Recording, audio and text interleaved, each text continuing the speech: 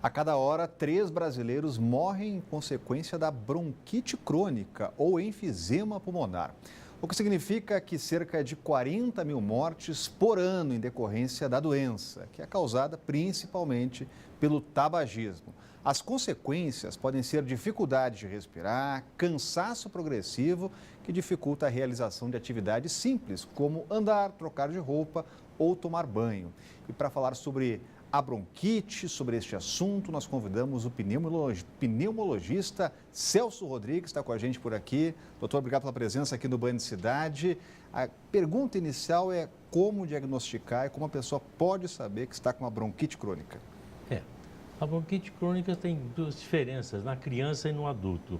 Na criança, ela pode ser decorrência de um resfriado comum que se transforma numa rinite, numa sinusite e acaba inchando o pulmão e dando um falso diagnóstico de uma bronquite, quando na verdade o problema são de vias aéreas superiores.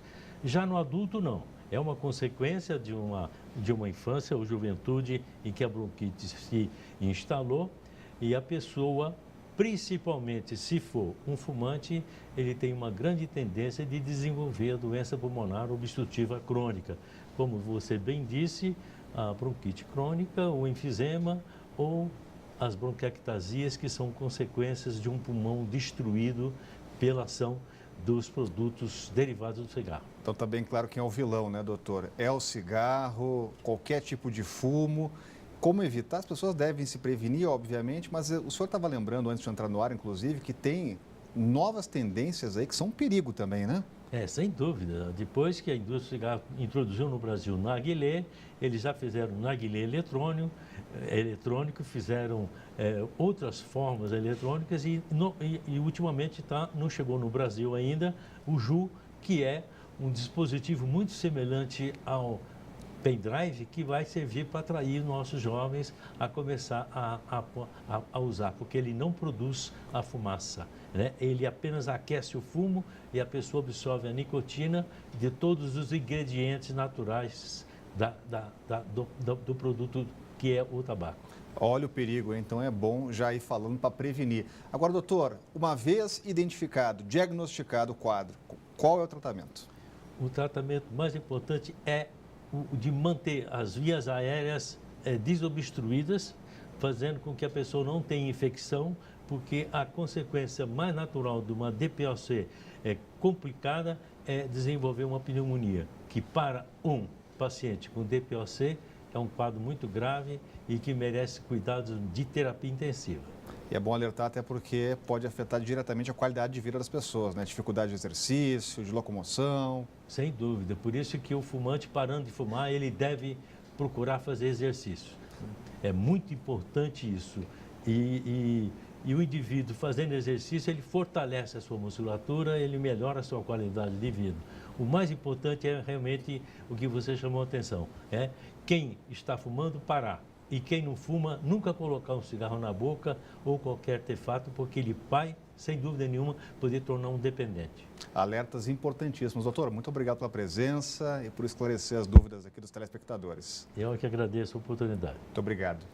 Olha, o Supremo Tribunal Federal confirmou e os eleitores que não fizeram o cadastro biométrico nas cidades onde era obrigatório não poderão votar neste ano. Os detalhes estão chegando ao vivo com a Renata Dourado.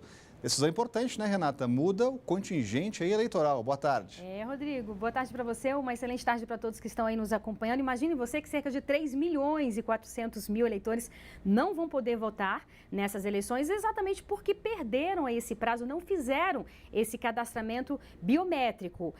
O Supremo, ele estava analisando uma ação do partido PSB, que pediu o seguinte: olha, apesar desses eleitores terem perdido esse prazo, vamos dar uma segunda chance a eles, vamos permitir que eles votem, né? Apesar de ter perdido aí todo esse processo, mas aí a maioria, 7-2, a maioria do Supremo entendeu que não, que eles já tiveram prazo e que isso não vai ser, realmente vai ser dessa forma e que é constitucional o fato deles não votarem exatamente porque perderam esse registro.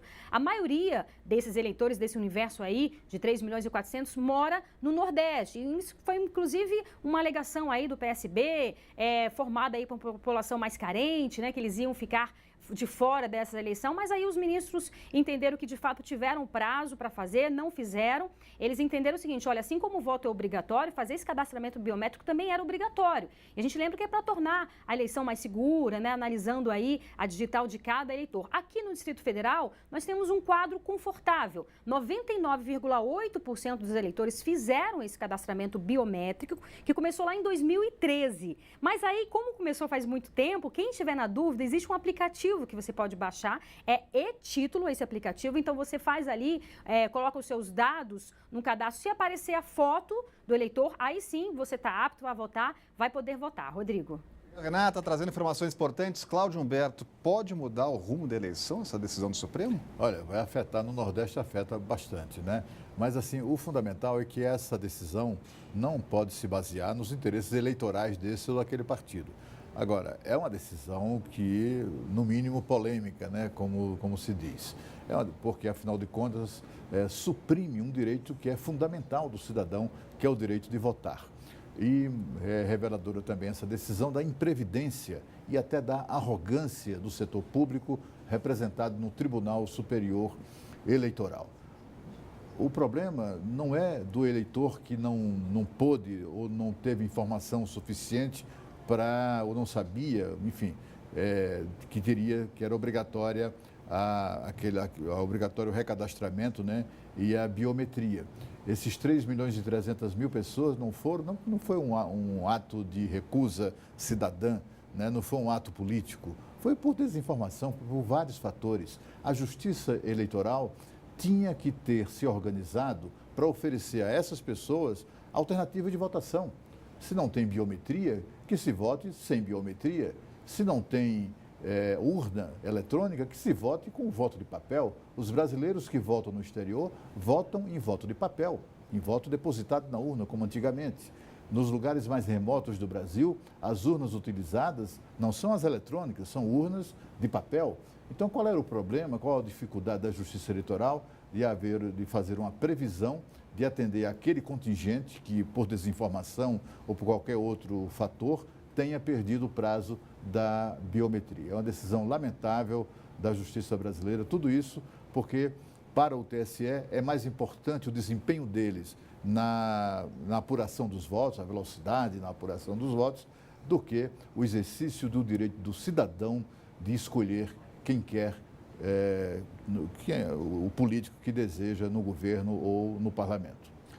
E imagina não conseguir trabalhar por causa de uma doença crônica e ainda ter o pedido de aposentadoria negado pelo INSS. Essa é a situação de um morador de Samambaia Norte. Veja só. Há 26 anos, o seu Adenir luta contra a epilepsia. Hoje, aos 54 anos de idade, ele teve que abandonar o emprego de vendedor de carros por causa das constantes crises provocadas pela doença. Por isso, seu Adenir vem tentando conseguir o benefício da aposentadoria, mas o pedido foi recusado pelo INSS por motivos que não ficaram claros para ele. Eu entrei na justiça, eles mandaram a papelada lá, eu mandei a papelada direitinho, dei entrada. Só que depois eles mandaram tão somente um folheto através do correio negando. Seu Adenir conta ainda que passou cerca de 10 anos passando de hospital em hospital, fazendo tratamentos que não tiveram tantos resultados positivos. Eles ficaram me tratando no hospital de Taguatinga, indo e vindo, e isso aí eu passei intermédio. Um menino de 8 anos só no hospital de Taguatinga tomando um remédio errado. E enquanto a aposentadoria não sai, ele coleciona laudos médicos e remédios em casa, mas não perde as esperanças de ter o direito reconhecido. Eu acho também que, devido ao problema de saúde, eu acho que eu tenho meu direito de aposentadoria devido a estar doente, desde o tempo que trabalhava. Por meio de nota, o INSS informou que o senhor Adenir fez 2 requerimentos ao Instituto, o primeiro em 2006, de auxílio-doença, que foi negado pela perícia médica, por não comprovação da incapacidade por trabalho. E o segundo, em 2015, pedindo o benefício de prestação continuada, que também foi negado pela perícia médica pelo mesmo motivo. Nos dois casos, seu Adenir recorreu das decisões e os recursos foram negados. E agora a gente faz um breve intervalo, volta em seguida, não saia daí.